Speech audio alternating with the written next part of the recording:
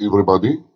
In this video, I am going to talk about how to ask and how to say your job in English, French, Spanish, and German. There are a lot of expressions to do that, but we are going to use one expression for each language. Then we use the following expressions to ask someone jobs.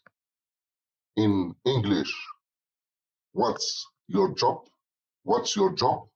In French, quel est ton travail? Quel est ton travail? In Spanish, ¿cuál es tu trabajo? ¿Cuál es tu trabajo? In German, was arbeitest du? Was arbeitest du? The verb is arbeiten. And we use the following expressions to tell your job. In English, I am a doctor. I am a doctor. In French, je suis un médecin. Je suis un médecin.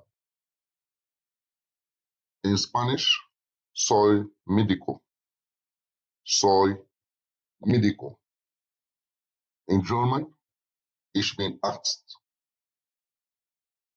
Ich bin Arzt.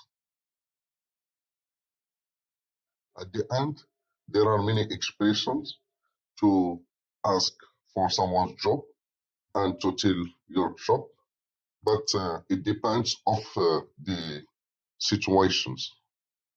Thanks for watching.